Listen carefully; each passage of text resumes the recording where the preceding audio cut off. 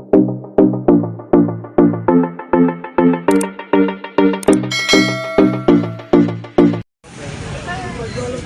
so good morning everyone.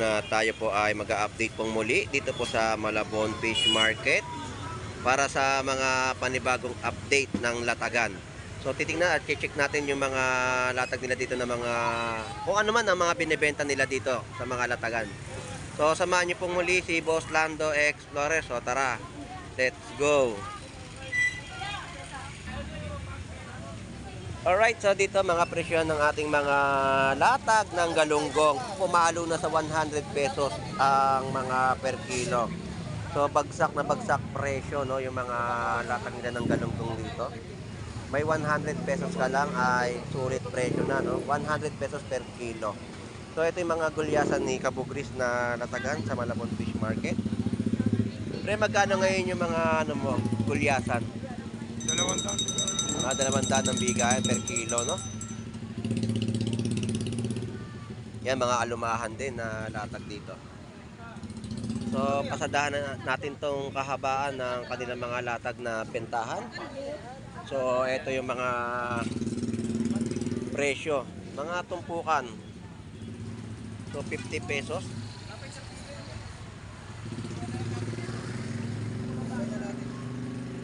At dito 100 pesos din po yung mga kilo ng mga galunggong. So yun yung mga update natin, no? Bagsak presyo yung mga galunggong natin dito sa Malabon.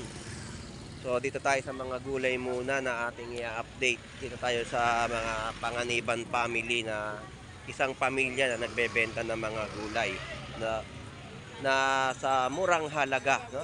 So shout out sa iyo, Gion. Good morning. So wala ka namang ginagawa ngayon. Update ko lang yung mga latagan mo, no? So magkano na ngayon presyo ng kangkong? 20 na ngayon ang presyo ng kangkong. So ito yung mga repolyo niya. So nagtanong tayo dito na mga carrots niya 140 ang per kilo, pero mabilis maubos, no? Down sili magkano, Gion? 15 pesos po ang bili, no, ng mga daong sili. Repolyo natin magkano kilo ngayon? 50 per kilo. So ito yung mga nakatali na mga saluyot, alugbati, talbos, no? Ano ba kay sampo? So yan po yung mga taryahan nila ng mga gulay na inyo po mabibili dito po sa Malabon Fish Market. So medyo may paggalaw na ang mga presyo. Itong kamatis 20 pesos. Ayan, 20 pesos po na mga kamatis, no?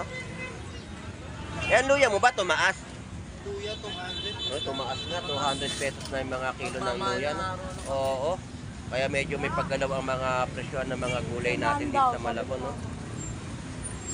Isa sa sili. Boss Lando, good So, morning. shout out sa'yo. Boss Makmak. Shout out sa'yo. Hindi ka na nagtitinda. Ayun talaga pag ano. Nagmamahal na araw. Mukhang hindi naman, di halata eh.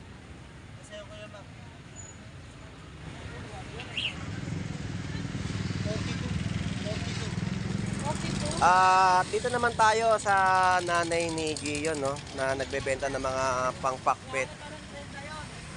So ito yung mga latagan pa ng kanilang gulay na inyong mabibili. So may mga upo rin po tayo dito. Nay, magkano po presyo ng upo? Upo 40, boss. 40, no? Ang mga kada piraso. 30 na lang yan. Isang piraso. Isang piraso. So mga pakbet ni nanay dito, yan, no? 50 pesos po yan na pakbet. Nay, tuwan-tuwa ako sa ginawa sa iyo ng anak mo, ha. Ano? Ngiting-ngiti ka doon, na masaya ka pa kahit na Sabi niya, pag hindi kayo dumaan na Bombay, anong sasabihin mo? Bombay, mautang. Ano ko kakantahin ko? Kulang ako. kinanta nga, kulang ako. Kulang ako sa pera. Meron pa. So ito naman po yung mga bentahan nila, 20 pesos mga kada balot na mga gulay. Bawang, sibuyas, kamatis, at ito yung mga repolyo. At 20 pesos din po yung mga nakabalot. At 10 pesos po yung sa mga tumpukan po dyan at 20 pesos na mga sili. So yan po yung mga pangmasang inyong gustong ulamin. na mga labanos, no? At mga sili po natin dito ay may 10 pesos, 20 pesos. Dito magkano kilo, Gary? 40 lang kilo. Basta. 40 pesos na kilo po ng mga latag po dito ng repolyo. Alright, so thank you.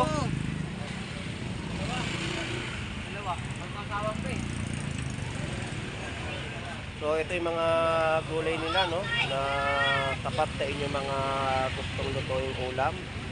Sa murang halaga, may 50 pesos, 20 pesos na mga bentahan. So ayan po yung mga latag din dito ng mga gulay. So tuloy-tuloy pa ang ating update, no.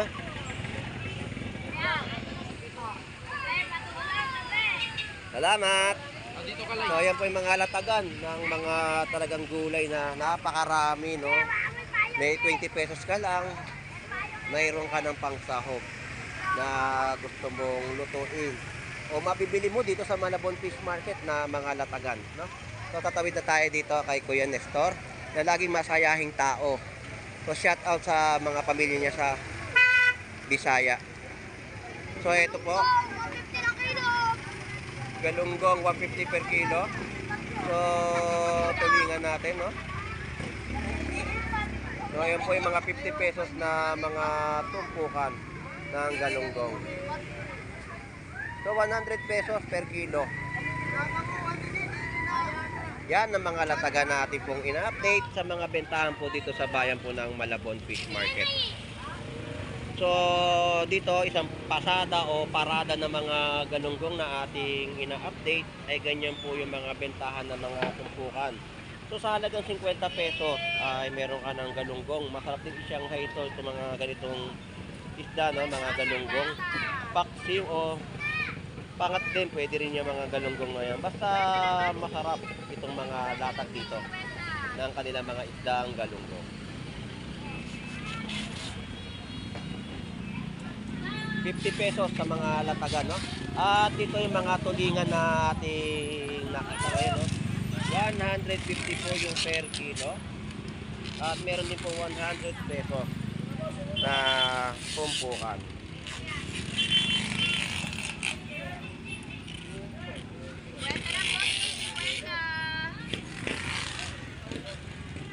Alright, ayan po, mga dakot-dakot na 50 pesos na tumpukan ng galunggong. So isang pasada talaga tayo dito, no? Napakarami mga galunggong na latagan sa halagang 50 pesos.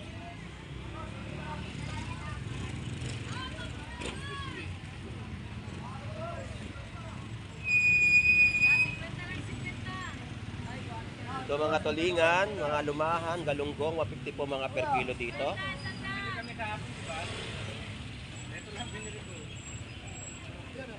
Sarap niyan, tuna pa nga.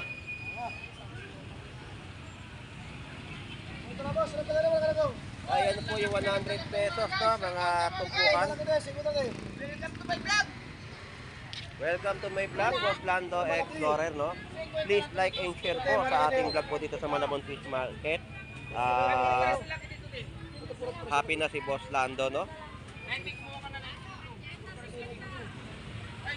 Malaking bagay na po sa akin ang inyong pag-like at pag-share ng aking mga vlog dito sa bayan po ng Malabon Fish Market.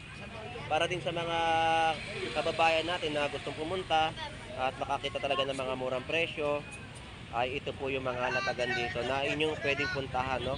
Marami sa ating mga galunggong at tumpukan. So sa mga mahilig sa galunggong, puntahan niyo po itong Malabon Fish Market at mura-mura po ang mga isda na kanilang binebenta.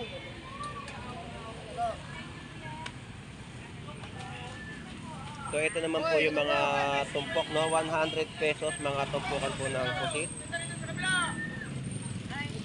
Good morning, Nay. So yan naman po yung mga tunsoy natin. At lahat dito ng sapsap sa halagang 50 pesos. Pangpangat, no, na isda. May libre pa ka kamatis. May free kamatis pa, oh. Kwenta na may princess. Free kamatis, talagang bigayan. Hoy, may princess. Kuyas kamatis.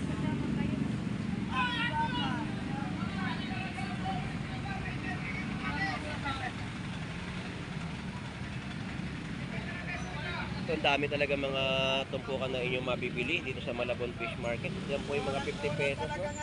50 pesos na mga latagan nila. Anuman, galunggong pa rin ang ating na iba-vlog dito sa Malabon Fish Market. So yung mga presyo dito ng mga tulingan sa halagang 160. Kaya ganun ko, 50. Marami na, 50.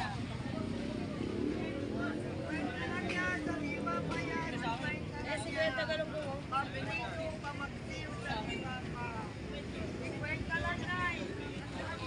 So dito naman mga tumpukan pa rin po na ating malalapitan.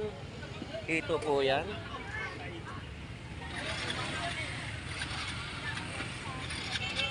₱100 at 50 pesos.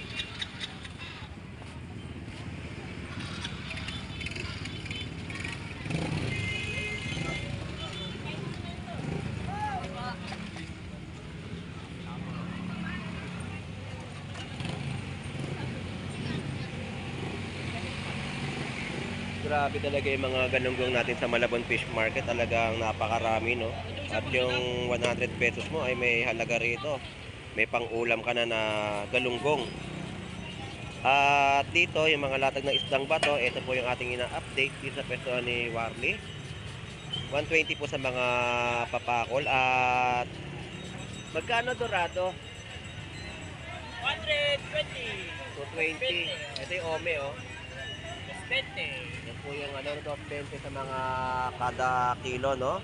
At ang ating mga pusit na itlogan po dito ay 500 pesos po yung mga per kilo. So sari-sari isda, meron po tayo ditong banak, tapos alakaak, at malakapas, no? 200 po ang per kilo. So sa mga pinduan kay Warley, 220 rin ang mga per kilo. So ito yung mga isdang barakuda. Sarap ng laman yan, no? Sarap sa sinigang. 220 naman sa mga laman. Yan yung masarap sa sinigang sa bayabas. Panalong panalo, no? Sete, ano sa'yo? Sandaan na kalate. Ha? Kumuha ka naman din. So yan po yung mga kababayan natin na mga dumarayo dito sa Malabon Fish Market. Pwede mo. Kaya nito kami. Ay, dito paras lang? 280 din? Ay, di naman. 20 lang. Naman, Tumpukan, talagang 50 pesos. Walang paninda ngayon si Kuya Buboy ng mga bangus. Mataas daw po ang presyo. Ay, sabi nga po sa akin doon, 190 nga po yung puhunan pa lang ng bangus. Kaya ngayon galunggong naman ang kanyang paninda. Yan ang ating galunggong na inyong mabibili sa Malabon Fish Market. Mayroon tayong 50 pesos at 100 pesos. Nagbabalik ka saan? Para mo na 10 lang. 50. So dito naman tayo sa iba pang mga latag na ating i-update, no? Tatawid lang tayo dito sa kabila at nandito pa si Kuya Romy na nagbebenta ng mga isdang tilapiyang Batangas. So shout out. So ito rin mga galunggong, no? 50 galunggong. Pogi, shout out. So yung mga 50 pesos na tumpukan ng mga galunggong, ganito rin po rito yung mga latagan. So mga prutas, ito din, no? Mga saging, saba, lakatan at latundan. Yan yung mga latag dito ng prutas. So dito tayo Kuya Rami, shout out sa iyo. Good morning. Good morning po. Medyo mainit na. Magkano pa mga tilapiyang Batangas natin? 120 yung malaki. Ay, tandaan po yung maliit, no? So, yan po yung mga presyo ng tilapiyang Batangas ni Kuya Romy sa Malabon Fish Market. Ito po yung 100. Ito naman yung 120. Ayan. So, napakahihin mo na naman magkaliskit. O, diba? Wala ka bang ipit ngayon? Ayun, sinasabi ko, nahanap ko yung ipit mo. Siguro maganda, regaluhin kita na magandang ipit na malaki. Hindi ko nakakalimutan yun. Ayan ang paninda ni Kuya Romy, no? 100, 120 sa mga tilapiyang Batangas. Kuya Romy, medyo mainit na. Ingat po, ingat po. Salamat. Thank you po. Thank you, Boss Lando. Salamat. At dito tayo sa mga latagan pa ng mga isdang bato na ating i-update. So tuloy-tuloy pa tayo. Tuloy-tuloy pa rin si Boss Lando Explorer.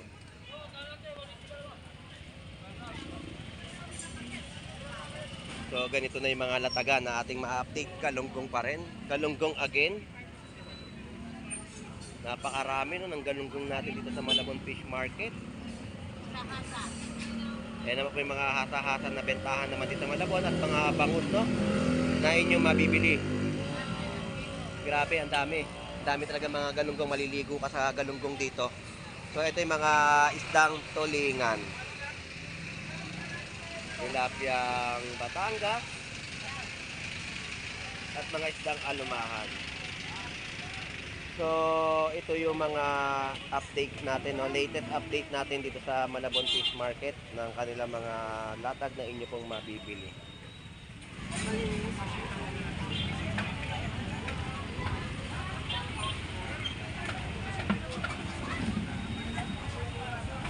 So surahan mga tulingan no dito sa latag ni Paring Rudy sa Malabon Fish Market, mga lapu-lapu. So ayan ang mga latagan dito. So pinapakita natin yung mga latagan dito kasi sa mga nagtatanong ng mga isdang bato kung anong latag, kaya pinapakita po natin yung mga latag ng isdang bato dito sa Malabon Fish Market para makita ng mga silent viewers natin, no? Na mga dumarayo at yung mga nagpi-PM din po kay Boss Lando Explorer. So salamat din po sa inyong pagdayo sa Malabon Fish Market. So ito naman tayo dito sa mga latag na magagandang isda naman. Dito sa mga latag naman ni Kuya Warren, no? Mga latag snapper, dinluan. Meron din latag dito ng dalagang bukid, no? Nakalakitok. So ito yung mga latag ni Kuya Warren sa Malabon Fish Market.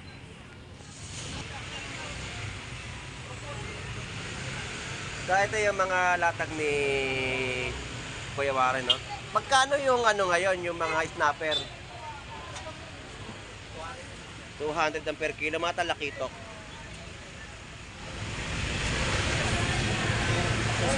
Ayun ang mga per kilo, ang gandang dalagang bukid, no?